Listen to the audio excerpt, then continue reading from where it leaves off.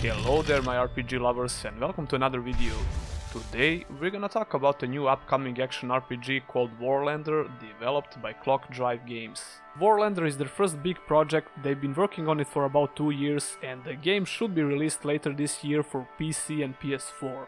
I've been lucky enough to visit this studio, talk to the developers and even play the game for a while. Now of course it's still early in the development, the game is still in pre-alpha, so it will improve a lot further down the line. And I had this in mind before I went there, so I didn't expect much, but I was pleasantly surprised how well it played and how good it looked actually. While the graphics are really good in general, I was most impressed with the art style in terms of visuals.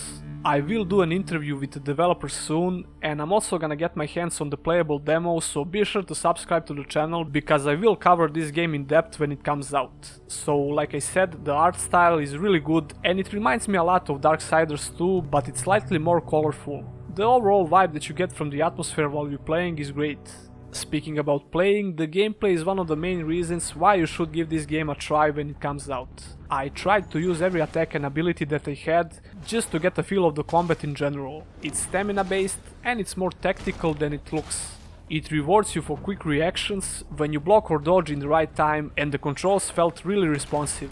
Blocking an attack reminded me of how Kingdoms of Amalur worked. You're not carrying a shield with you, but when you press shift in this game, which is the default key for blocking, your character will pull out a shield and try to block the attack.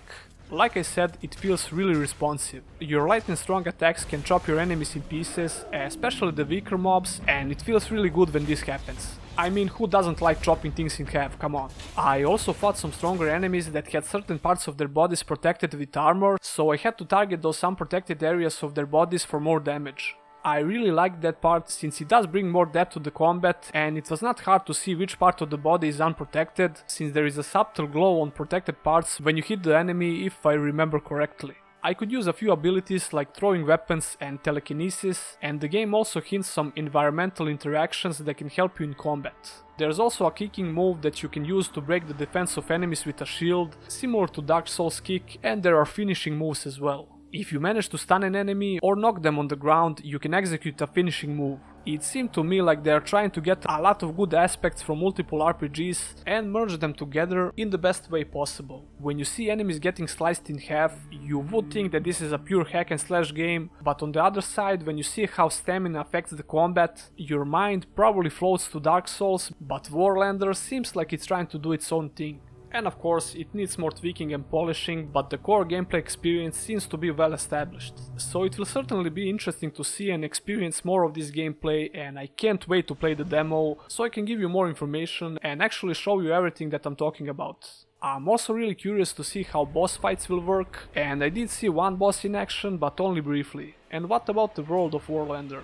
Damn, that sounds nice. Anyway, Warlander is not an open world game. The areas are big and open-ended, similar to Darksiders 2, but don't quote me on that, I still have to see more of the world and gather more info. One of the developers told me that the original plan was to make the world much bigger with some forest areas that would fit the theme of Warlander quite nicely, and it would require much more resources and manpower, which is understandable. There's also a lot of risks when making an open world game, like lack of quality content and generic RPG quests like fetch this, kill that, etc. Just a few games can get away with quality open worlds, and not every RPG should have one. I think we can all agree on that. I also learned that we'll have a hub area in the game, but I'm not sure how it actually works, so I'll have to wait for more info on that.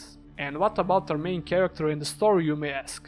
Well, I just know a few things about it so far, but I do plan to ask some questions in the interview about the story. Our Warlander is called Bruce Warheart, and he seems to be something like a cyborg connected with nature. Warlander resembles Scottish Highlanders, hence the green theme and the connected with nature part. Seems really interesting and unique actually, and I can't wait to find out more soon. It's really important to support smaller developers with strong ambitions, especially today with all this AAA anti-consumer bullshit out there. And that will be all for this video. Don't forget to press the thumbs up button if you like it and subscribe for more videos about RPGs. Many thanks to my Patreons who are supporting this channel in the long run, you guys are awesome! I'm in the process of making my Discord server where everyone will be able to join and chat about RPGs and games in general, but more on that in the next video. Thanks for watching guys, and see ya in the next one.